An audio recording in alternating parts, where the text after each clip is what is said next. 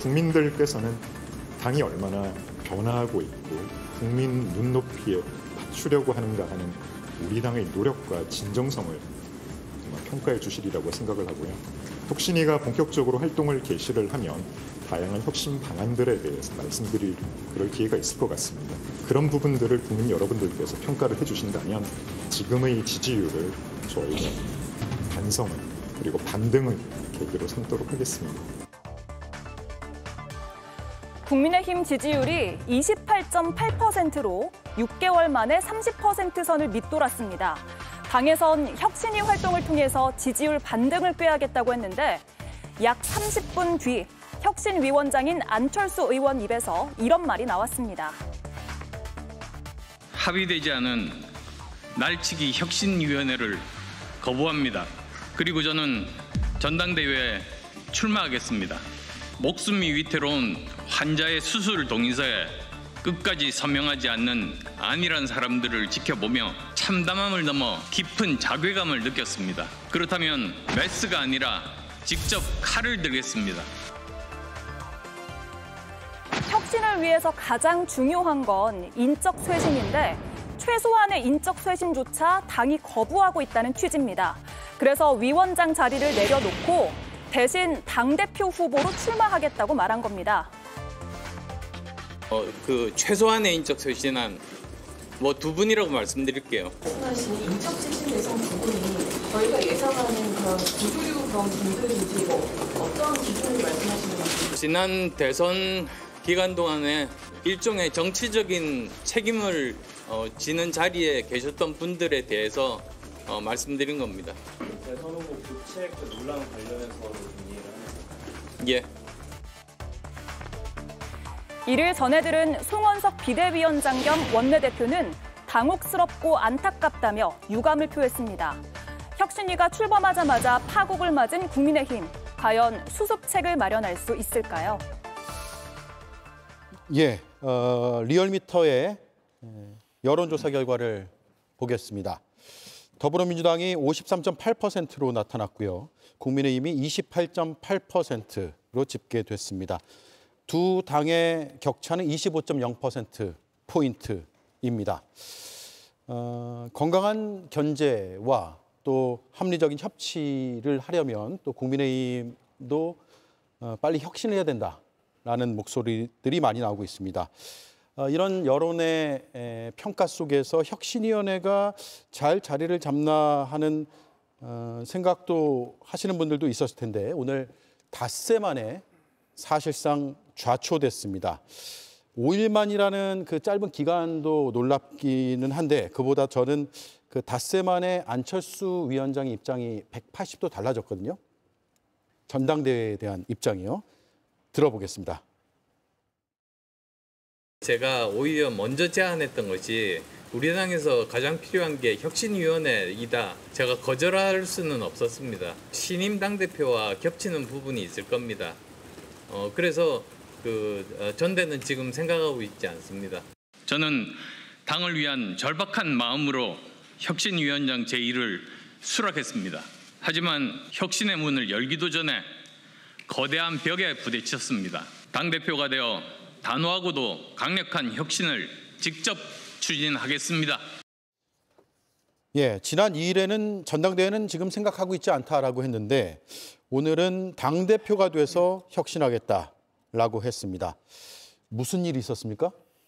네, 사실은 안철수 의원이 전당대회 당대표에 나갈 준비를 상당 부분 진척을 했습니다. 그 예로 이른바 특보단, 공보특보, 전략특보, 정책특보 이렇게 해가지고 6사람을 열흘 전에 임명을 했습니다. 그중에서 제가 아는 분도 들어가 있기 때문에 제가 내용을 소상히 아는데요. 그래서 그분들에게 임명장을 줄 때 자 이제 8월 중순 또는 하순에 예상이 되는 전대에 출마한다.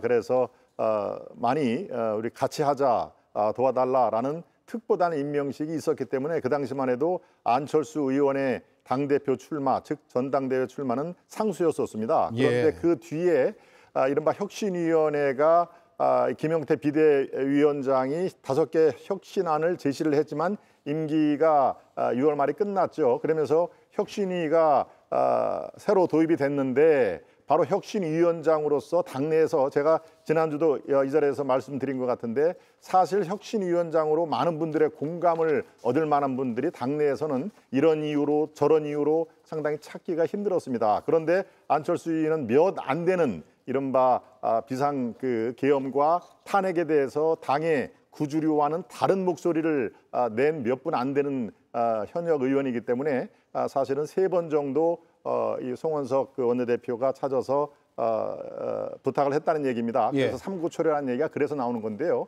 그래서 그 당시의 상황을 제가 조금 취재를 했더니 안철수 의원이 한 3일 정도 고심은 했다. 단지 본인이 혁신위원장을 맡아서 이른바 구주류의 대표적인 두 분, 뭐 제가 실명은 얘기 안 하겠습니다만 두 분의 이선 후퇴와 혁신 의원들을 자기가 맞는, 자기가 적절한 사람이라고 있는 분을 이렇게 그거에 대해 정권을 주면 혁신위원장을 맡겠다라고 3일 동안 고민을 했다는 것입니다. 즉 지금 이렇게 혁신위원장을 사퇴를 한 것은 닷새 만에 또 큰 반전을 일으켰다는 얘기는 두 분의 이선 후퇴가 받아들이지가 않고 지금 현재 지도부죠. 또 한 가지는 혁신위원회 본인이 주장하는 적임자를 또 거부를 당했다. 그래서 어제 바로 그런 결심을 했다는 것이죠. 혁신위원은 내가 할 일이 없구나라고 전격적으로 지금 현재 비대위원장에게 얘기를 안 한 것도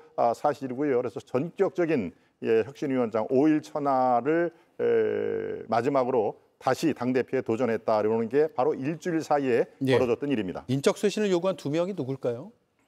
아무래도 저번에 비대위원장과 원내대표연 이른바 이제 쌍권으로 불리는 두 분입니다. 근데 제가 안철수 의원께서 혁신위원장을 맡겠다고 했을 때 굉장히 제가 긍정적인 어떤 말씀을 드렸습니다. 쇄신에 있어서 가장 중요한 게 혁신에 있어서 가장 중요한 게 쇄신과 통합과 헌신입니다.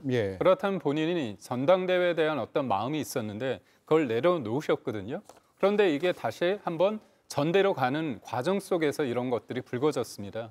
그러니까 아쉬운 거는 혁신위원장으로서 만약에 그 전에 있던 쌍권이라 불리는 두 분에 대해서 문제 제기를 하려면 제가 볼 때는 혁신위를 꾸린 다음에 거기에서 혁신회의를 통해서 결과가 났고 그 결과를 또 비대위원과 그다음에 당원들과의 어떤 중지를 통해서 관철을 시키든 아니면 그 부분에 대해서 여러 가지 이견을 공유하면 됩니다. 그런데 지금 첫 단추를 꿰는 자리에서 사실상 두 분에 대해서 뭐 이선 후퇴가 될지 어떤 책임론을 제기를 할 텐데 그게 받아들여지지 않아서 내가 혁신위원장은 말고 당대표 선거에 나가겠다. 이거는 제가 볼 때는 처음에 안철수 의원이 가졌던 어떤 진정성에 대해서 좀 실망하는 부분이 좀 없지 않아 있을 것 같다는 생각이 들고요. 덧붙여 말씀드리고 싶은 게 뭐냐면 이른바 단일화 문제를 제기를 하신 거잖아요. 그러니까 당이 선출한 어떤 당 후보를 왜 한덕수 당시 전 총리와 바꿔치기를 했느냐. 근데 그 바꿔치기는 그냥 일방적으로 두 분이 한 게 아니라 절차적인 당원들의 어떤 결정을 통해서 이루어진 겁니다. 그러니까 전당원 투표 통해 가지고 김문수 후보 측에서 단일화의 과정 속에서 좀 미온적인 입장을 내니까 전당원 투표를 통해서 단일화가 필요하다는 게 82%였고요. 날짜도 못 박았습니다. 후보 등록 전인 10일 전에 단일화가 이루어져야 된다고 하는 게 87%였습니다. 그런 일련의 상황 속에서 김문수 후보 측에서는 그거를 가처분을 냈습니다. 전당대회를 열지 말라고. 근데 법원이 사실상의 비대위에 손을 들어줬거든요. 그런 일련의 어떤 법적인 과정과 정치적인 어떤 판단 속에서 이루어졌는데 단일화 과정이 이루어지지 않고 선거를 지다 보니까 그 모든 것들의 어떤 결과적인 책임을 두 사람에 대해서 저는 모는 것은 전 개인적으로는 제가 받아들이기 힘듭니다. 알겠습니다. 자, 여당의 평가는 듣지 않겠습니다. 시간상. 꼭 하고 싶은 말씀 있으세요?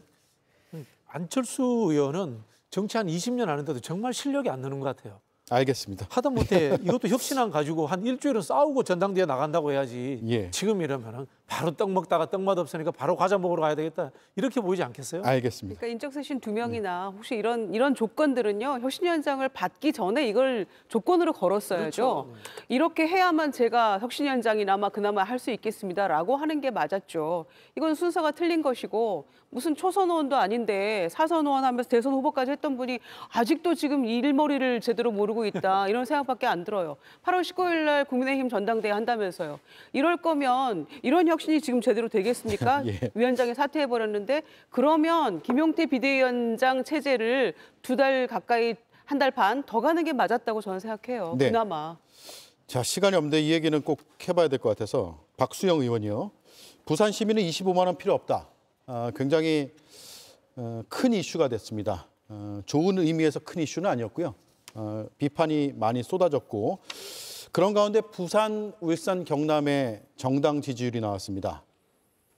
민주당 49.3%, 국민의힘 32.1%로 나타났습니다.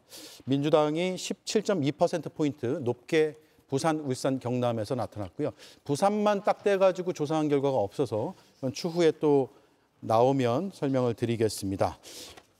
부산 시민은 25만 원 소비 쿠폰이죠. 필요 없다라는 발언과 함께 오늘 또 알려진 건 그 글을 올리기 하루 전에는 10만 원 한도의 후원금을 모금한다라는 홍보글을 올려서 부산 시민은 25만 원이 필요 없고 후원금은 필요하다라는 거냐라는 비판이 또 쏟아졌습니다. 물론 박수영 의원은 산업은행을 자신의 지역구로 유치해달라고 이제 주장하는 그런 취지에서 나온 발언이라고 보이긴 합니다만 어떻습니까? 일단 여당의 시각부터 봐야겠네요. 우리 박수영 의원님은 베네수엘라 한번 보내드려야 될 것 같아요.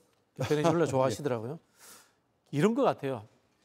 25만 원도 필요하고 산업은행도 필요하고 해수부도 필요하고 그런 거 아닙니까? 그리고 뭐 이재명 정부 비판도 하고. 근데 이분들은 정치를 하는 본질을 모르는 것 같아요. 정치를 하는 본질이라는 것이 국민의 삶을 복되게 하는 민생에 있단 말이에요. 근데 이 사람들은 목표가 우리 당이 정권을 잡고 상대와 싸우기 위해서 존재하는 것처럼 이렇게 착각을 하고 있는 거예요. 해수부 오지 마라. 이재명 정부 비판해도 돼요. 그러나 국민들의 민생을 챙기는 겁니다. 진보니 보수니 좌파니 우파니 하는 것도 국민들을 잘 살게 하기 위한 방법과 도구의 문제이지 그것을 철옹성 같은 이데아로 삼아가지고 거기에 머리를 쳐박고 그것만 따라간다면요. 정치에서는 안 되는 정치의 본질을 잊어버리는 상황이 되는 겁니다. 예. 그러니까 우리 부산 시민이 25만 원 필요 없다, 뭐 사는이나 보내라 이렇게 얘기를 하고 있는데 부산 시민들이 얘기했다면서요. 우리는 박수영 의원 필요 없다고. 예. 지금 그렇게까지 시민들이 분노하고 있는 지점이 있습니다. 이거는 경기 회복을 위한 최소한의 심폐소생술 같은 거 아닙니까? 그리고 최소한의 조치인데 이조차 왜 본인이 부산 시민을 대표한다고 생각을 하는지 4일 날 글을 올렸는데 지금은 내린 상태거든요. 내릴 글은 올리지 마세요. 왜 자꾸 그런 식으로 선동하는지 이해할 수가 없고요. 그래서 이조차도 이해를 못한다면 얼마 전까지 여당 의원이었는데 그때 산업은행 확실하게 옮겨달라고 얘기를 하지. 그때는 뭐 하셨어요? 그러니까 이런 식으로 선전선동하는 것이 마지막 할 일인지는 모르겠습니다만은 그러니까 TK하고 70세 이상을 제외하고는 지지율이 이렇게 떨어질 수밖에 없는 거라고 생각합니다. 예. 예, 박수영 의원의 입장에서 이거를 보면은 산업은행 얘기를 했거든요. 그러니까 25만 원 배고프다고 먹을 걸 던져주는 게 아니라 낚시하는 기본 방법을 알려주는 게 낫다.